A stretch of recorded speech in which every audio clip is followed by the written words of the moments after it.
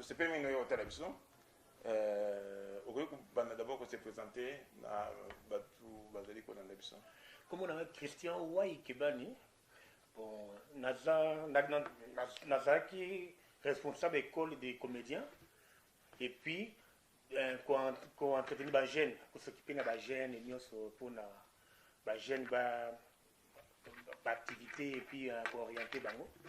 Et c'est à partir de là que j'ai une idée pour réaliser une histoire vraie, comment donc, bana mususu monique azotanga te nyonso bon azotanga te azwi papier te akeli ka mosala aozwa mosala te yango monique toesengai nga vraiment ke to na aide à l'upio asbel na fédération walani en fait tosorganisaki on a trouvé tosali banini baréunion ezalaki mingi donc pour to réaliser film oyo tosalaki 1 à 2 la nouvelle chance eza film en fait eza documentaire film. Comment via écolier, comment via jeune, mon ndenge papa robano kende école, ils ont qui ma classe, mais à la but à la fin, aux en a diplôme té, aux en a moins le pamukande exact pour la aucune comme ça, au monique à bazo zoté. Tout le baguette film est allé un peu éducatif alors. Ouais, il a plus pour la jeune étudiant, il a conseil pour la jeune qui il faut vraiment école est important. Okay. École est important, puis papier va signer diplôme, c'est vraiment important pour un jour et permettre aux voix, la place à bien, puis aux organismes. Comment les scénario à filmer mais à part les films, vous savez pas film sous bon, nazaki ba figurant. Nazaki mingi ba figurant ba film belé, ba film on est qui vraiment non ailleurs. Il y a ba mindele to ba mindele. En tout cas dans le ba mingi ba mindele. Ba mso mona ba wuti bon bengi kaka pona plus nazaki ba figurant ba film belé na roba na ça ba film belé ne tant que figurant mais on dit c'est quoi les histoire vraiment donc donc principal donc réalisation ngamoko nyonso moni donc film est documentaire et permettrait na école mingi na école mingi botala film parce que zali comment la vie la vie à la jeune ningo bon OK ozwa musala ndenge moni ba raciste au mona patron borozoyo parce que da mutu mwindu au mona bo okomi oyebi ninga se comporter te oyebi ninga bon comment ndenge c'est bon so OK comme ça aux hommes tout mwindu en plus aux diplôme aux a diplôme c'est comme difficile il y a un moment ça serait très difficile au mona directement à a préféré vraiment donc après ce rendez-vous au mona ba si on a film réalisé qu'on a c'est là qu'on a mindele to yomo film exact te ça na batu mwindu na ba jeune na batu mwindu na mindele il y a qui mélanger quoi et ça histoire vraiment vrai donc yomo za na 4 ans ouais film donc film ezali réalisé ngamoko et ça ba idée donc plus c'est moi qui a donné les idées plus donc dans ce film là donc en fait c'est comme si ngam na permettrait vraiment na pesi ba idée mingi et puis donc beaucoup de objectifs plus ezali ngaya na film na kati ya film bon siko ndenge yo osali film ana na ba mindele nyonso ba difficulté ni osali nango pendant ko réaliser film en audition te ba difficulté c'est là qu'il a toujours tourné ango ba place bit moni ezali qu'il fallait to refaire au moins ce que moni bon mutasali erreur donc il fallait to refaire il fallait vraiment filmer bien il y a un moni qui donc c'était bimaki très bien réussi parce que histoire nango histoire à filmer oyo ezali réellement na l'école mingi bazana besoin il y a besoin ya nini ya ndenge bon ndenge ya moto sali filmer oyo donc histoire exactement tourner film en Belgique donc exact oui tu tourner ba place belé quand na Belgique ba place belé ba place belé quoi tu tourner ba place belé va les autres sont temps mingi pour na osala casting ya ko ba acteur osala ndeni bon en agence mo comme ça la moto yo mo kaka en fait exact na école hein na école totali bano bazalaki vraiment un peu hein mayele ou bazalaki vraiment total plus intellectuel bon au bazo garder parce qu'il fallait qu'on kanga babilo qu'on répéter bon tout ça qui parmi bano bazaki vraiment bazaki bona la ligne à magasinage bazaki vraiment to monaki bazaki pouvait faire yango moni to ponaki mais nde film on a donc la nouvelle chance et ça film moko vraiment histoire donc vrai c'est quoi nouvelle chance on est une nouvelle chance titre mon tu penses qui oui titre nouvelle chance on appelle ça parce que dans vie oui dans vie bonike on a une nouvelle chance donc chance moko donc tu te rose à la deuxième chance. Il faut attaquer le mot yeba qui est nouvelle chance c'est ali. Pour zonga donc au gagner le perdaki. Il y a bien qu'on la nouvelle chance. Nouvelle chance. Bon, tu sais qu'il y a une chance pour année on doit quitter mais année on reçoit. Il y a bien qu'on la nouvelle chance. C'est quoi bien la nouvelle chance donc titre wana yo mopo to pesa kyango to bofana na batu bosui idée titre titre la nouvelle chance ezalaki vraiment bon tondo tsenga ba idée mais le ngande mutazalaki vraiment donc titre na utai pa na ngai parce que yango ba check so na pochette wana au mona ki ba komi awa nouvelle chance avec Wai Kebani Christian parce que ezalaki film moko vraiment donc c'est ngam na pesa ki vraiment na kombo nouvelle chance oyo na film oyo donc c'est bien donc c'est quoi on a film en nouvelle chance roba ezali elo ni inspiré ki ezali expérience personnelle to ezali ka komona ikaka boy ide mo ide okaka boy te mais elo ki inspiré kinga parce que tozo mona bakana mingo au mona étranger au mona mi étranger bazo mona ozotanga mais à la fin OK otangi OK on a diplôme na ba boy parce que ba biki o ya mutu mwindo ozo mona ba préférer bazo mun po munti bon olingo sana kati ya mituto tiake o sana bureau ba préférer que peut pas côté racisme ezali ya on a lelo na zo senga mingi bino ba jeune vraiment na supir bino botanga mingi parce que bino omoni mundele zamboka bo to tiake mundele zamboka na bangwa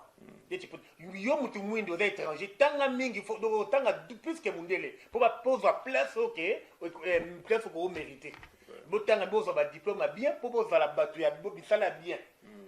bisala bien yango moni une nouvelle chance donc yeba ke koki toujours ko attends attaquer à newana mais yeba donc oza motiver kaka quoi oza na motiver la nouvelle chance ouais c'est ça mais ko pe yebisa pe ba tu pe ba na pende ozo pesa toli ba kotanga na ba ko pe otanga pe cinéma siko place ya otanga cinéma ezali bon na place ya otanga cinéma na tu pas ça la magazine pas ça la pe ba film bela ndenge yo sali ba réalisation tout ça et là on a roloba au mo ba film keseni ba film mso mona ba film mso eza ba film to mona ba cinéma eza ba film espion ba mais o ezali histoire moto ezo mona ezo o bazo vivre ngo bana bazo vivre na l'école ozo mona ozo OK ko luka musala ozo mona ko il faut préparer CV moka bien il faut préparer lettre motivation il faut yeba ndenge tu dois te présenter yango ba compétence wana nyoso wana o yango monique na film o ezali textuellement bazo la kisabino ndenge nini ke OK depuis monique ezala to komi na komi devant patron devant pour que comme n'importe quoi comme agité oui na ndenge non yango mona film oyo ezo la kisabana donc ndenge vraiment et ko aider ba jeune mingi pour donc film nouvelle chance en tout cas bon profiter bo tala yango parce que pas ko tala yango wapi bon film oyo mingi na l'école mon eza film moko mingi donc bon mingi po eza film documentaire hein mingi na l'école donc nga bo na lingi na bon le na ngata la film yango sans ko pesa nga CD donc tala yango wapi bon plus et banda ki na to banda ko ki ko benda ba école ezaki mingi ti école ba école parce que ezali eza ba biloko monde ti ba reportage hein bon eza loko monde ti bo ba bien on est documentaire na ba classe batala yango pona bana bon il y a plus dans l'école mais si ko bientôt bientôt bon monde on a marché mais plus c'est dans plus ta Congo na Congo n'est vraiment donc bon na Congo l'exemple na Congo so bolingi bo monde ngo bon wana so bolingi bo na nouvelle chance ona bo monde ngo na pa de boké na nini na boké na magasin na nini na côté là-bas on a boulevard où il y a bien fait caca bon là on vend des DVD CD vous vous renseignez bah oui ça bino bah on va expliquer bino ce qui est sali en stock ou ce qui n'est pas sali à part nouvelle chance oza projeté la film mosusu to osui kaka wana parce que on a monné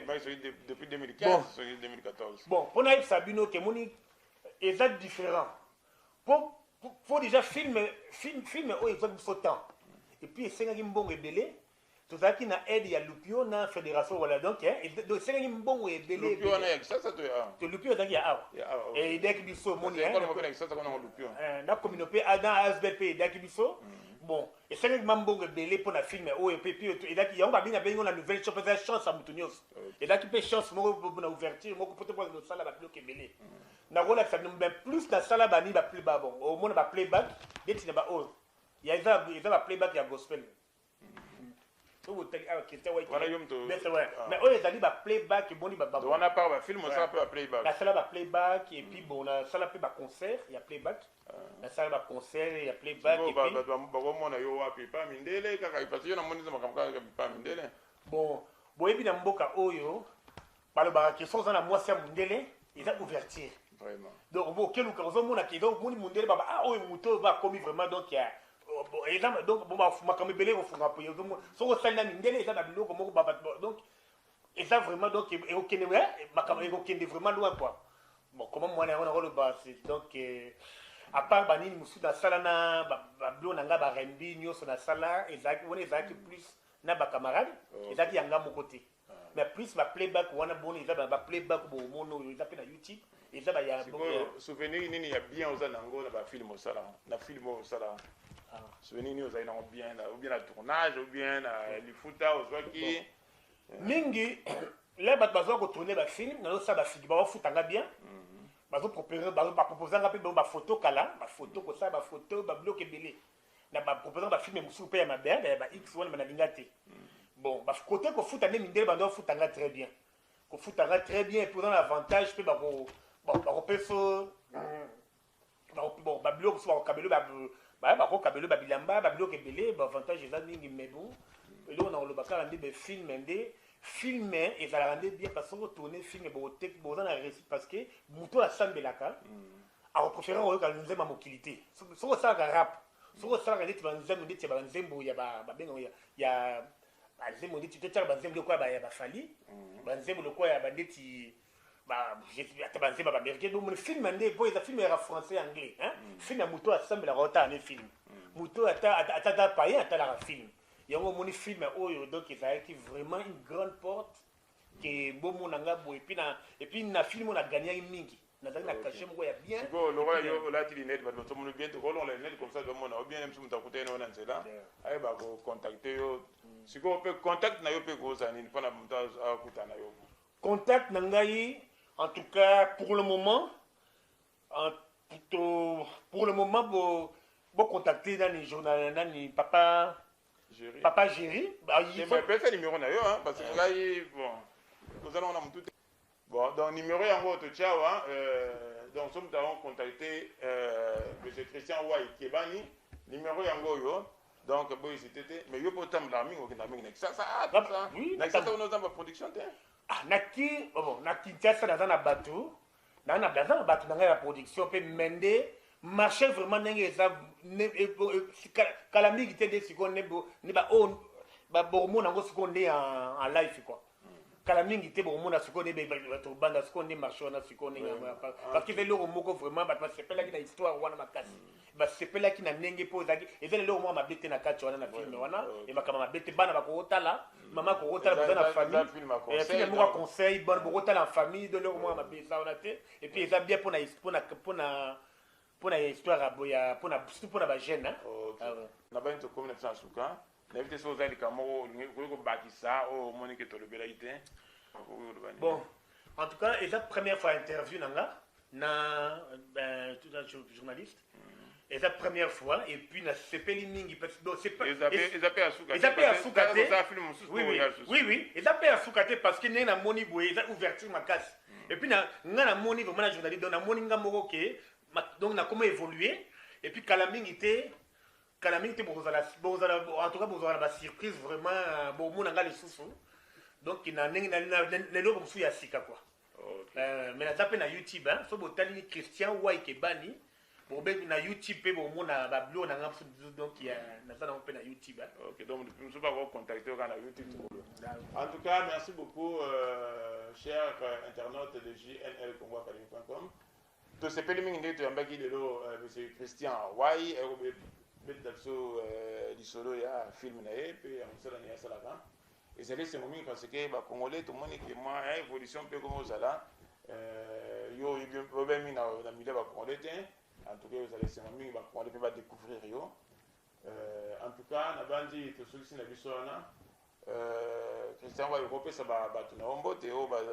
ça mon film et tout yo ba bozana ba content bonso. Na pesi na Bruxelles ni fait de lupio asbel pour aider qui biso na kacha film oyo. Na pesi fait fédération Wallonie à na Bruxelles. Na pesi nani batu nani comme Dex azali nani cousin na ngai. Bon, en fait to sala ni musique ya R&B. Et puis na pesi pe nani na moi si na ngai azana nini na Congo, Gina, na moi na nga Moïse, na pesi famille na nga nyonso ba na Congo. Et puis bon, na ba terre nyonso, ba sala ba film ba moni que film là ba rotala ngo ba lukangai comme ça to koki pe que ça le mot ensemble quoi. Et puis bon botan ndenge Congo comment avancer, un Congolais que to komi na niveau moko pe vraiment donc makasi quoi. Et on a participé on a poto na pesi nani leki na nga Jessica, Vanessa, Julie, moi Anne Rissin, maman na nga maman Marie-Louise, papa Jean et puis la famille nyonso donc il y a papa journaliste hein. En tout cas qui a évolué. Je sais que tu vas répondre d'autres monde tous na papa journaliste donc ngenge makasi donc to ko évoluer bobino nyonso Congo ezala bien, Congo ezamboka ya bato ezamboka ba courager. Et ça donc il y a une nouvelle chance ezali pona mutu nyonso. Donc, ce qu'on a rataki, il y a une facilité. Donc, chance, il faut ezalaka. Pour se rattraper. Il y a un film en haut de la nouvelle chance. Donc, il y a une nouvelle chance à Moutou. Il y a une nouvelle chance pour nous éviter. Donc, on peut gagner. En tout cas, on a commis si les makasi. Donc, il équipe vraiment bien, quoi. Donc, interview, il équipe bien. En tout cas, le film, je suis sûr que le film, je souhaite bien, attends moi figuration pas de problème. On sait jamais les suspects donc chamangue ok en tout cas chers internautes de jnlcongoacademy.com nous sommes maintenant arrivés à la fin de notre émission. Nous saluons tous nos amis, tous les internautes qui nous suivent. Nous saluons particulièrement notre caméraman d'aujourd'hui, Ashley Bouquet. Nous saluons Yamaki Makiadi qui est le chargé des relations publiques de notre site. Et nous espérons que vous allez toujours continuer à nous regarder, à nous suivre, parce que nous avons beaucoup de bonnes choses à vous apporter plus tard. En tout cas, c'était votre interlocuteur, Jerry Landou, 3 étoiles.